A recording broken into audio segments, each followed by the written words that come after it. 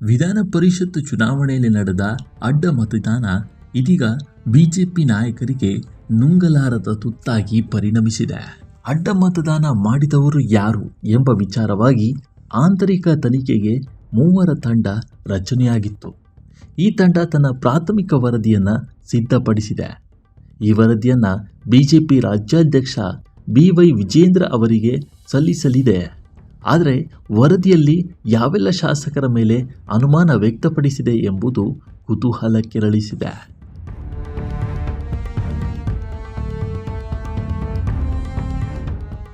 ಅಡ್ಡ ಮತದಾನ ವಿಚಾರ ಬಿಜೆಪಿಯ ನಾಯಕತ್ವಕ್ಕೆ ತೀವ್ರ ಮುಜುಗರ ಉಂಟು ಮಾಡಿತ್ತು. ಈ ಬೆನ್ನಲ್ಲೇ ಬಿಜೆಪಿ ರಾಷ್ಟ್ರೀಯ ಅಧ್ಯಕ್ಷ ನಿತಿನ್ ನಬೀನ್ ಅವರನ್ನು ಬಿಜೆಪಿ ರಾಜ್ಯಾಧ್ಯಕ್ಷ ವಿಜೇಂದ್ರ ಮತ್ತು ವಿಪಕ್ಷ ನಾಯಕ ಅಶೋಕ್ ಭೇಟಿ ಮಾಡಿ ಮಾತುಕತೆಯನ್ನು ನಡೆಸಿದ್ರು. ಆದರೆ ದೆಹಲಿಯಲ್ಲಿ ಮಾತುಕತೆಯ ಸಂದರ್ಭದಲ್ಲಿ ಅಡ್ಡ ಮತದಾನದ ಬಗ್ಗೆ ಮುಂಚಿತವಾಗಿ ಎಚ್ಚೆತ್ತುಕೊಳ್ಳಬೇಕಿತ್ತು. ಈ ಬಗ್ಗೆ ಮಾಹಿತಿ ಸಂಗ್ರಹಿಸಲು ಏಕೆ ಸಾಧ್ಯವಾಗಿಲ್ಲ ಅಂತ ವರಿಷ್ಠರು ಅಶೋಕ್ ಮತ್ತು ವಿಜೇಂದ್ರ ಅವರನ್ನು ಪ್ರಶ್ನೆ ಮಾಡಿದ್ದಾರೆ ಅಂತ ಹೇಳಲಾಗ್ತಾ ಇದೆ.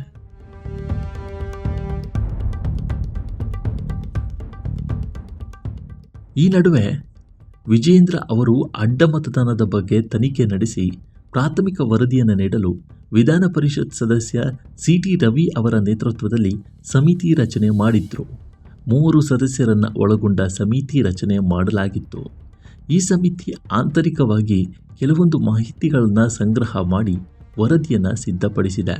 ವಿಜೇಂದ್ರ ಅವರು ದೆಹಲಿ ಪ್ರವಾಸದಿಂದ ವಾಪಸ್ಸಾದ ಬೆನ್ನಲ್ಲೇ ಅವರನ್ನು ಭೇಟಿ ಮಾಡಿ ವರದಿ ಸಲ್ಲಿಕೆ ಮಾಡಲಾಗುತ್ತೆ.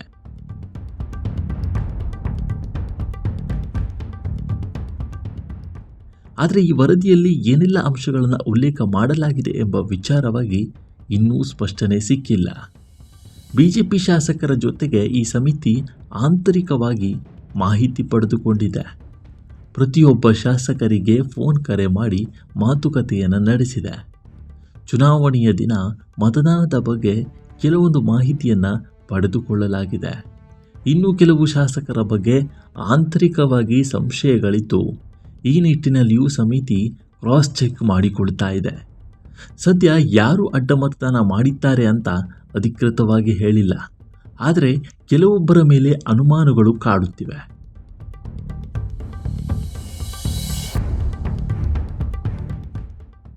ಇದನ್ನು ಯಾವ ನಾಯಕರು ಬಹಿರಂಗವಾಗಿ ಹೇಳಿಕೊಂಡಿಲ್ಲ. ಬದಲಾಗಿ ಆಂತರಿಕವಾಗಿ ತಮ್ಮ ಅಭಿಪ್ರಾಯವನ್ನು ವ್ಯಕ್ತಪಡಿಸ್ತಾ ಇದ್ದಾರೆ. ಹೀಗಾಗಿ ಶಾಸಕರಲ್ಲೂ ಆಂತರಿಕ ತಳಮಳ ಇದ್ದೇ ಇದೆ. ಈ ಬಗ್ಗೆ ನಿಮಗೇನು ಅನಿಸುತ್ತೆ ಅನ್ನೋದನ್ನು ಕಾಮೆಂಟ್ ಮೂಲಕ ತಿಳಿಸಿ. ನಮ್ಮ ವಿಡಿಯೋ ಇಷ್ಟವಾದರೆ ಲೈಕ್ ಮಾಡಿ, ಶೇರ್ ಮಾಡಿ ಮತ್ತು ನಮ್ಮ NCIB ಚಾನಲನ್ನು ಈ ಕೂಡಲೇ ಸಬ್ಸ್ಕ್ರೈಬ್ ಮಾಡಿ. ಮುಂದಿನ ವಿಡಿಯೋದಲ್ಲಿ ಸಿಗೋಣ. ನಮಸ್ಕಾರ.